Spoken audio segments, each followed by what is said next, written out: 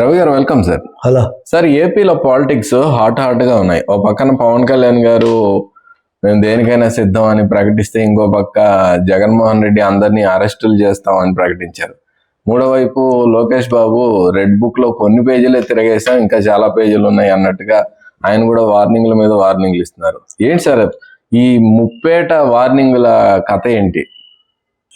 అంటే ముగ్గురు తలా ఒక వార్నింగ్. ఖచ్చితంగా ఇది రాష్ట్రంలో రాజకీయ వాతావరణం ఎంత ఉద్రిక్తంగా ఉందో, వేడి పెరుగుతుంది. హాట్ అనండి, హీట్ అనండి, ముగ్గురు దాదాపు ఒకటే విధంగా మాట్లాడుతున్నారు. అంటే చంద్రబాబు నాయుడు సరే, ఆయన రాజకీయం, ఆయన ఢిల్లీలో ఉన్నారు, ఇప్పుడు ఢిల్లీకి వెళ్ళొచ్చారు నిన్న. సో ఆయన అది చేస్తున్నారు. ఎందుకు ఇలా జరుగుతుంది అనేది ఒక పెద్ద ప్రశ్న.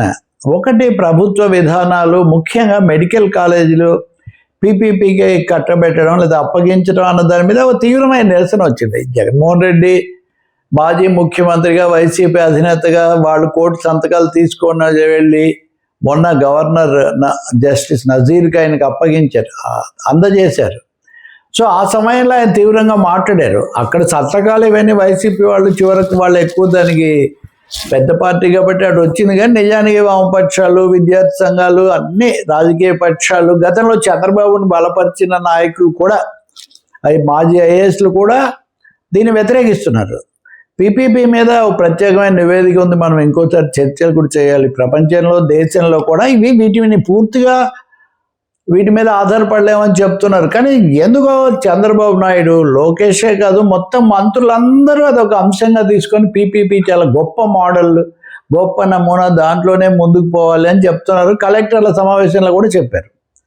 పైగా ఇదేది కేంద్ర ప్రభుత్వము, మంత్రి, పార్లమెంటు స్థాయి సంఘం కూడా చెప్పింది, అయినా వీళ్ళు వ్యతిరేకిస్తున్నారని. ఇవన్నీ కూడా పాక్షిక సత్యాలు, నిజాలు కాదు.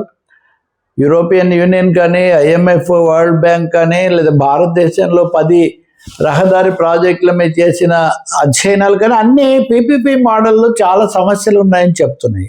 అందులోనూ ఇక్కడ ప్రభుత్వ రంగంలో ప్రభుత్వ కళాశాలలుగా స్థాపించిన వాటిని ప్రైవేటుకు భాగస్వామ్యం కల్పించడం అన్నది ఇక్కడ ఆగ్రహానికి కారణమవుతుంది.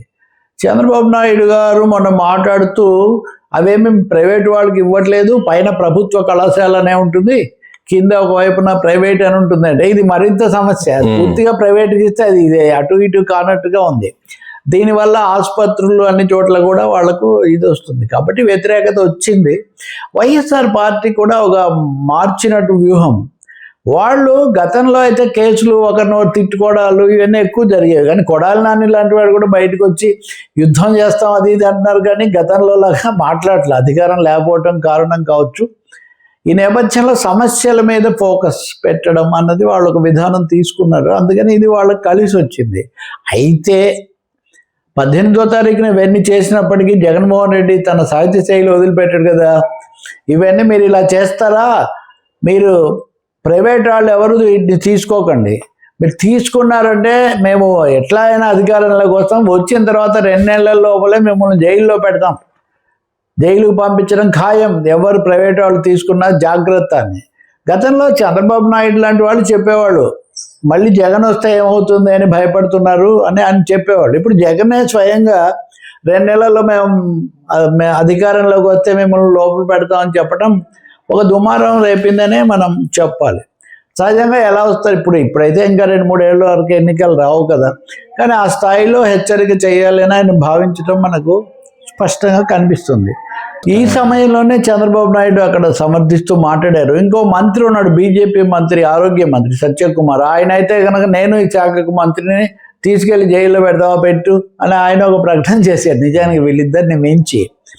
ఇంకా తర్వాత పవన్ కళ్యాణ్, ఆయన పెరవలి అనే చోట ఈ అమరజీవి పొట్టి శ్రీరాములు ఆయన నీటి పథకం ఒకదానికి శంకుస్థాపన చేస్తూ, ఏమనుకుంటున్నావు నువ్వు, బెదిరిస్తావు, నువ్వు జైల్లో పెట్టేదేంటి, అసలు ఇన్ని రోజులు ఊరుకుంటే ఎక్కువైపోతుంది, ప్రాణాలు అయినా చేస్తాము, ప్రాణాలు తీస్తే కూడా భయపడము, మా ప్రాణాలు పోయే లోపల ఒక 2 మళ్ళీ ఏదైనా మేము వాళ్ళకి పాఠం చెప్పి చేస్తామని చాలా తీవ్ర స్థాయిలో. అంటే వారాహి యాత్ర చేసినప్పుడు పవన్ కళ్యాణ్ ఎలా తీవ్రమైన భీషణంగా మాట్లాడేవాళ్ళు, మళ్ళీ ఆ స్థాయిలో ఆయన ఇక్కడ మాట్లాడారు. ఇట్లాంటి వాటికి ఎవరు భయపడేవాళ్ళు లేరు, నువ్వు అధికారంలో ఉన్నప్పుడే భయపడలేదు మేము, ముఖ్యమంత్రిగా ఉన్నప్పుడే ఇప్పుడు భయపడతామా, నీకు పాఠం చెప్తారు, ఈ పద్ధతిలో మాట్లాడారు. ఒక విధంగా చెప్పాలంటే ఈ ఏడాదిన్నర కాలంలో పవన్ కళ్యాణ్ విధానాలు అవి ఇవి చెప్పారు, కానీ వైసీపీ మీద జగన్ మీద ఆ స్థాయిలో దాడి చేయలేదు. కానీ ఇప్పుడు మళ్ళీ ఇది చేస్తున్నారంటే జగన్ వర్సెస్ పవన్ అన్నటువంటి రాజకీయ చిత్రం వారాహి అది మళ్ళీ పునరావృతమైనట్టు స్పష్టంగా కనిపిస్తుంది. ఇంకా చాలా మాటలు మాట్లాడారు, మీరు తేలిగ్గా తీసుకుంటున్నారు, మేము కావాల్సిన పాఠం నేర్పిస్తామని. ఇంకా మూడోది లోకేష్. అసలు ఈ రెడ్ బుక్ అనే దానికి ఆయనే కదా రచయిత, సృష్టికర్త అంతా.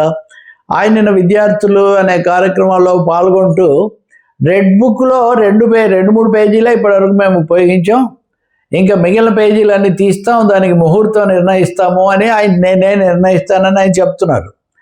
అంటే ఇదే సమయంలో చాలామంది మీద అరెస్టులు ఇట్లాంటివి కూడా జరుగుతూ వచ్చాయి. మళ్ళీ మీడియా, సోషల్ మీడియా పోస్టులకు నోటీసులు ఇవ్వడము, వల్లభనేని వంశీ మీద మళ్ళీ ఒక కేసు కొత్తగా నమోదు కావటం, ఏదో దాడి జరిగిందనే కేసు, పాత కేసుల్లో ముందు వెనకలు అవటం, ఇట్లాంటివన్నీ జరుగుతున్నాయి. సో ఈ కోణంలో కనుక చూస్తే రెడ్ బుక్ తీవ్రంగా మళ్ళీ రీఓపెన్ చేసి చాలా పేజీలు తెరుస్తామని లోకేష్ చెప్తున్నాడు, ప్రాణాలు పోయినా భయపడమని పవన్ కళ్యాణ్ చెప్తున్నాడు, మిమ్మల్ని జైలుకి పంపిస్తామని జగన్మోహన్ రెడ్డి చెప్తున్నారు. అంటే మామూలుగా లేదు.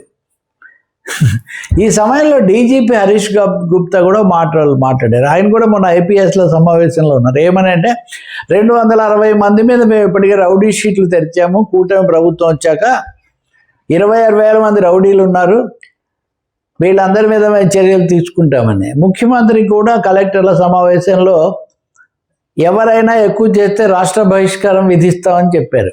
అంటే ఇవన్నీ హెచ్చరికలు, బెదిరింపులు, కేసుల్లాగా ఉన్నాయి తప్ప మామూలు పరిస్థితులు అయితే లేవు. నిజంగా సమస్యల మీద ఉంటే చాలా మంచిది, కానీ మళ్ళీ ఒక విధంగా పాత పద్ధతుల్లో కొంతమంది ఆ బూతు వీడియోలు, లేకపోతే ఒకరి మీద ఒకరు ఈ భాషలో మాట్లాడుకోవడాలు ఇవన్నీ పెరుగుతున్నాయి. ఇదంతా ఏమో ఆరోగ్యకరం కాదు. సమస్యల మీద కేంద్రీకరిస్తే చాలా మంచిది. Right sir.